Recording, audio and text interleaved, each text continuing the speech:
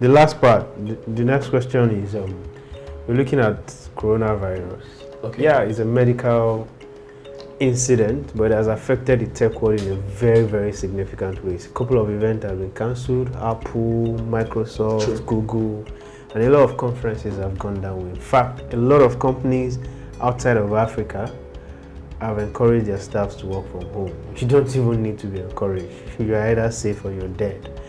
Then here in Africa, people are beginning to think about working from home, and before this endemic situation comes down here, the question is, are there risks to working from home, and what do we need to look out for?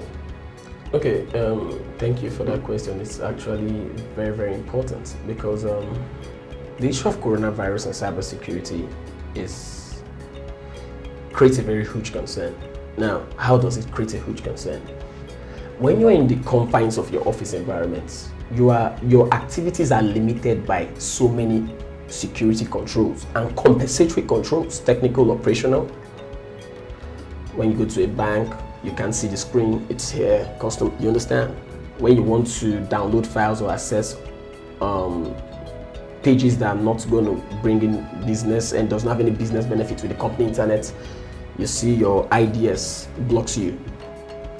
When you're working from home, you're telecommuting, you understand? Right.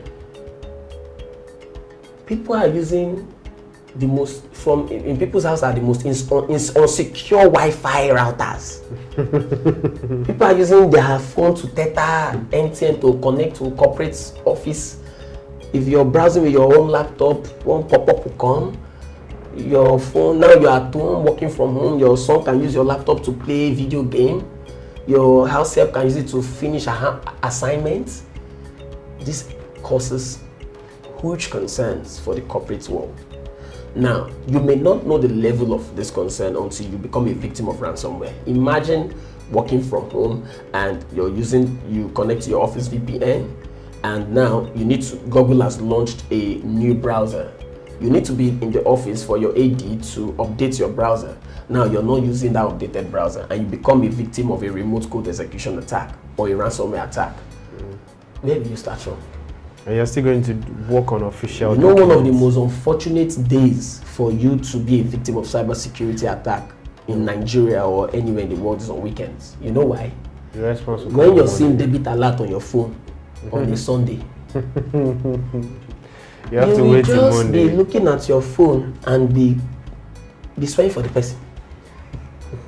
It is the most unholy event that can happen to a man. Okay. Who do you want to go to? Where is the bank you want to run to? So now imagine in this kind of epidemic where you're working from, where no bank, not everything is online. What do you want to say to yourself? Do you understand? Yeah, I get this is where awareness, sensitization, education, re-education of corporate employees is very, very necessary. This is where you have to churn out memo. The operational risk department needs to ensure that all staffs working from home are still compliant with company practices. Do not use your devices, your corporate issue devices on secure Wi-Fi networks. Do not click on unknown pop-ups. Do not share your system, your corporate issue system with third party. Change your password. Do you understand? These are so many. Do you understand? Provision. There are so many best practices that companies need to ensure that their staff, their employees are compliant with now that they are working from home, because it's creating huge concern. In short, it is hackers' favorite time to feed. You understand? This period when people are working from home, they are no more in the office. You understand? They know that they are prime target because they know that their home devices, their home system, their home networks can never be compliant with how the office is. What about when you're talking of evil twin attack? An attack where you have your home network and you have a hacker that knows that you want to do a spear phishing attack. A spear phishing attack is just when I want to hack Sanusi Lamido. It's Sanusi Lamido I want to hack. I don't want to hack anybody. Okay. I can start going to where he is and I know the network is using, or I know the network that is broadcasting in his house. I will go to a park near his house, put up a strong Wi-Fi signal, create a Wi-Fi hotspot that has the same name as the one as his house and make it free. Wow. That's called evil twin attack. It is normal. What will I do? Hoping for him to click. If it doesn't click, his device will automatically connect because they know the SSID. Do you understand? So when people are working from home, the risks are enormous. Companies, operational risk units needs to do more in sensitizing them on the level of practices, the level of accepted practices when they're in the cyberspace. That's fantastic. Wow, so much learning point for us on next question today with Mr. Rock Adote. Thanks for coming to share your experiences with us today. Thank you. Yeah, so we've looked at all these things, and now I'm really scared. Like, I've learned a lot of tips, things to avoid, things to look out for, but still I'm scared. Like, basically, what do people need to do as individuals, apart from the corporate sensitizations? As individuals, what do we need to do? As individuals, first I'll tell you it's important you share less information about yourself on social media, because the social media world is something that's actually taking the entire world by storm. And most times, once we are in a world where everything is interconnected, if I call you now and you don't have my number, Truecaller will expose my number to you. Right. The most painful thing is that Truecaller will even tell you if I'm online or offline. It's actually very painful. So there was something that made Google become compliant with two-factor authentication. That was last couple of years back, because they were not doing it before. So if a hacker wants to get your information, normally they go on Facebook or social media to crawl every available information they see. Then if they can't get enough, they're not going to, if you have your brothers listed on Facebook, your sisters, people, they'll start going to, if you don't accept, they'll go and friend those ones on Facebook. If you don't accept, those ones will accept. If you don't accept, you understand? So it's a very scary world, and the level of attacks people can carry out is you can't imagine it, is voluminous. People have so many Instagram accounts hijacked on a daily basis. So first, enable two-factor authentication.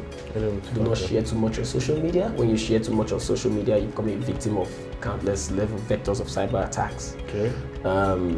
Why does Facebook want to know who your mother or your cousin is? It's not necessary. Okay. When you occupy sensitive positions in your place of work, it is very important that in your office, you don't put where you work or what you do on LinkedIn. What do you need it for? You understand? Imagine me having access to director of Mint in CBN, and I know his information. That guy, I know he's always going to be in money, regardless of the salary, because it's a very sensitive position for the entire country. You understand? So don't put too much information about yourself on social media. Be compliant with best practices depending on your industry. Don't use unsecure Wi-Fi passwords. Don't give your devices to third party, especially corporate issue devices. There are a bunch of them. These are the things we do in protectyourdata.ng, where we try to sensitize government institutions and private institutions, enterprise on cybersecurity best practice, so they can be compliant and make the world a better place. So these are more part of the things as an individual you should know. And also, when new device come, be careful how you embrace new devices. When you buy even things for your home, your TV, make sure they are under password. Don't use weak passwords. Technology has gone so fast, you could hack a very easy password with tools that can guess passwords in 1 billion in a minute. You understand? These are more a part of the ways you can stay secure as an individual. Wow, so much learning point, Mr. Rock. Thank you, Dave. Thank you for coming for the next question. All right, guys, so we've learned a lot today, quite a couple of security tips. If you've gotten some, you can still come back to watch this video over and over again to learn a couple of these things. Some of these tips will never go out of its usefulness, because there are things basically that we need to know. So follow us on our social media platform to get more of this kind of content going forward. And you can follow me on Aphorisms on Instagram and Twitter, and let's have a conversation about some of these topics. Mr. Rock, what's your social media handle? Rock Adote. Rock Adote across all social media platforms. Let's have conversations about cybersecurity. Next time, we'll see you on next question. Thank you. Thank you.